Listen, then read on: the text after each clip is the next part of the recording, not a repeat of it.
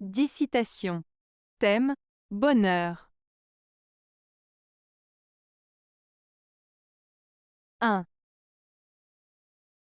Ça doit être ça, après tout, le bonheur, la satisfaction de ne pas être l'autre. Daniel Pénac.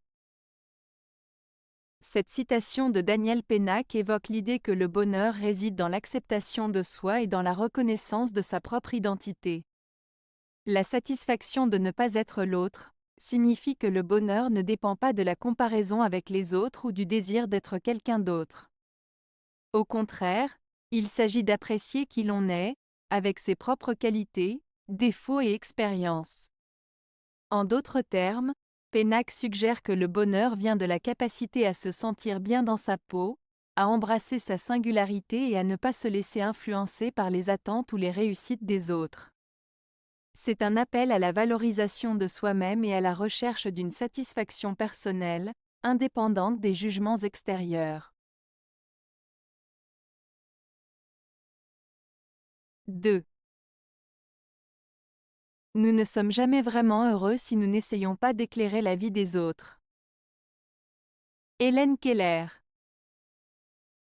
La citation de Hélène Keller souligne l'importance de l'altruisme et de la générosité dans notre quête du bonheur. Elle suggère que notre propre bonheur est étroitement lié à notre capacité à aider et à soutenir les autres. En d'autres termes, être heureux ne se limite pas à satisfaire nos propres besoins ou désirs. Lorsque nous prenons le temps d'éclairer la vie des autres, que ce soit par des actes de gentillesse, de soutien ou de partage de nos talents, nous créons des liens significatifs et enrichissants. Ces interactions positives peuvent également renforcer notre propre bien-être. Aider les autres peut donner un sens à notre vie, nous remplir de joie et nous faire sentir connectés. Ainsi, Keller nous rappelle que le bonheur est souvent trouvé dans le don et le partage, plutôt que dans la recherche égoïste de la satisfaction personnelle. 3.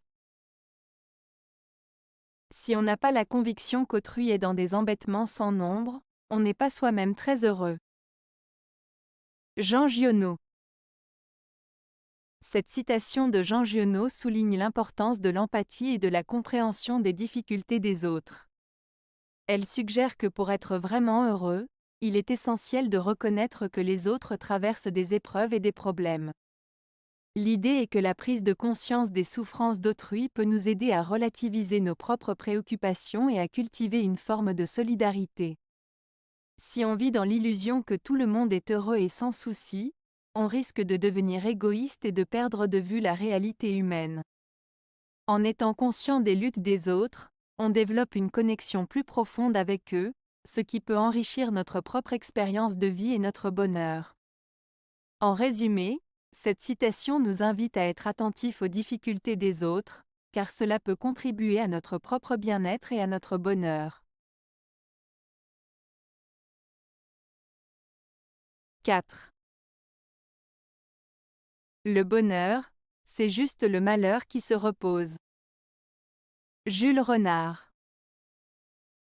La citation de Jules Renard, le bonheur, c'est juste le malheur qui se repose, suggère que le bonheur n'est pas une condition permanente, mais plutôt un état temporaire qui survient lorsque les difficultés et les problèmes sont absents, même si ce n'est que pour un moment. En d'autres termes, Renard évoque l'idée que le bonheur est souvent défini par l'absence de souffrance ou de malheur. Quand nous ne faisons pas face à des épreuves, nous pouvons ressentir le bonheur. Cela implique que le malheur fait partie de la vie et que le bonheur est une sorte de répit, un moment de calme entre les tempêtes de la vie. Cette citation nous rappelle aussi que les moments heureux peuvent être précaires et qu'ils peuvent être suivis de périodes plus difficiles. Cela nous invite à apprécier les moments de bonheur lorsqu'ils se présentent, tout en acceptant que le malheur fait également partie de notre existence.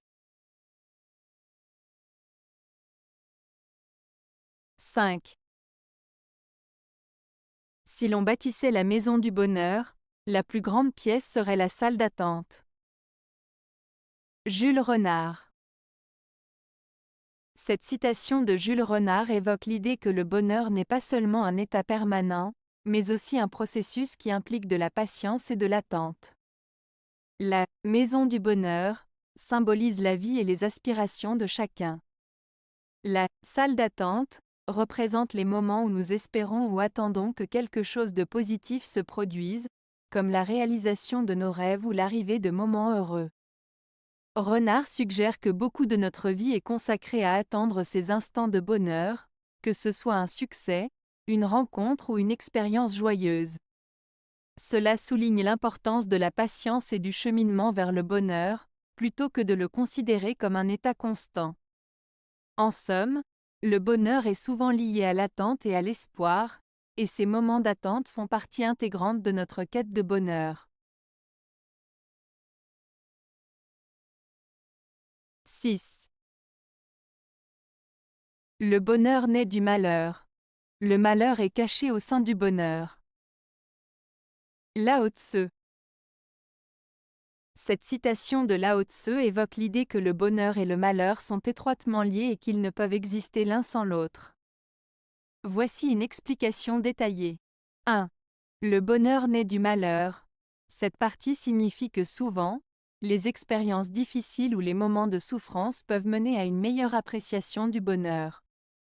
Par exemple, après avoir surmonté une épreuve, on peut éprouver une plus grande joie et gratitude pour les moments heureux. Le contraste entre les deux états permet de mieux comprendre et apprécier le bonheur. 2. Le malheur est caché au sein du bonheur. Cette phrase suggère que même dans les moments de joie, il peut y avoir des éléments de tristesse ou des problèmes sous-jacents. Par exemple, une personne qui semble heureuse peut cacher des inquiétudes ou des douleurs. Cela rappelle que la vie est complexe et que les émotions ne sont pas toujours simples ou unidimensionnelles. En résumé, Lao Tse nous invite à reconnaître que le bonheur et le malheur sont interconnectés et que chacun enrichit notre compréhension de l'autre. Cette perspective encourage une acceptation des hauts et des bas de la vie, tout en nous aidant à apprécier pleinement nos moments de joie. 7. On n'est jamais si heureux ni si malheureux qu'on l'imagine. La Rochefoucauld. La citation de La Rochefoucauld, « On n'est jamais si heureux ni si malheureux qu'on l'imagine », signifie que notre perception de notre bonheur ou de notre malheur est souvent exagérée. En d'autres termes, les émotions que nous ressentons peuvent être amplifiées par notre imagination ou notre état d'esprit. Quand nous sommes heureux, nous avons tendance à penser que ce bonheur est plus intense qu'il ne l'est réellement. De même, lorsque nous traversons des moments difficiles, nous avons souvent l'impression que notre souffrance est plus profonde que ce qu'elle est en réalité. Cette citation nous rappelle que nos sentiments peuvent être influencés par nos pensées et nos attentes. Il est donc important de garder une perspective équilibrée sur nos émotions et de ne pas se laisser emporter par des idées trop extrêmes. En somme, elle nous invite à relativiser nos expériences émotionnelles. 8. J'ai décidé d'être heureux parce que c'est bon pour la santé. Voltaire. Cette citation de Voltaire signifie que le choix d'être heureux a des bénéfices non seulement sur notre bien-être émotionnel, mais aussi sur notre santé physique. En d'autres termes, le bonheur peut avoir un impact positif sur notre corps et notre esprit. Voltaire suggère que le bonheur est une décision personnelle. En choisissant d'être heureux, on adopte une attitude positive qui peut réduire le stress, améliorer notre système immunitaire et même prolonger notre vie. Cela implique également que le bonheur ne dépend pas uniquement des circonstances extérieures, mais aussi de notre perspective et de notre état d'esprit.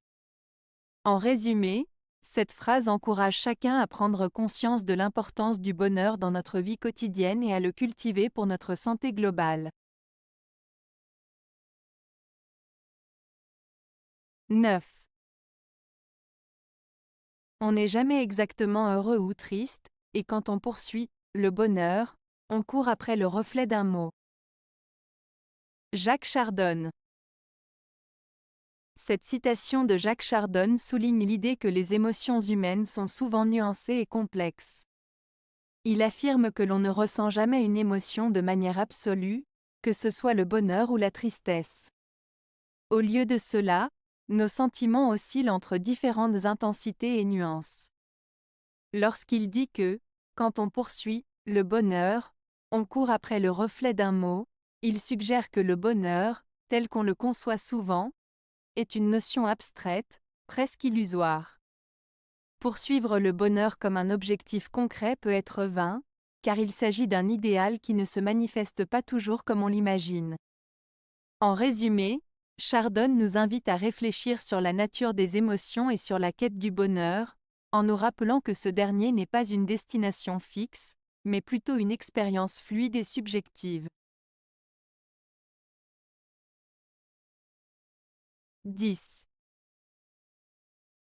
Souviens-toi que le bonheur dépend non pas de ce que tu es ou de ce que tu possèdes, mais uniquement de ta façon de penser. Dale Carnegie. Cette citation de Dale Carnegie souligne l'idée que le bonheur n'est pas déterminé par nos possessions matérielles ou notre statut social, mais plutôt par notre attitude et notre manière de percevoir les choses. En d'autres termes, deux personnes peuvent avoir des vies très différentes, mais si l'une choisit de voir le positif et d'apprécier ce qu'elle a, elle peut être plus heureuse que l'autre qui, malgré des biens matériels, se concentre sur ce qui lui manque ou sur ses problèmes. Cela implique que le bonheur est davantage une question de perspective. En cultivant une pensée positive, en pratiquant la gratitude et en apprenant à gérer nos émotions, nous pouvons influencer notre bien-être, indépendamment des circonstances extérieures. La clé réside donc dans notre mentalité et notre capacité à choisir comment nous réagissons face aux événements de la vie.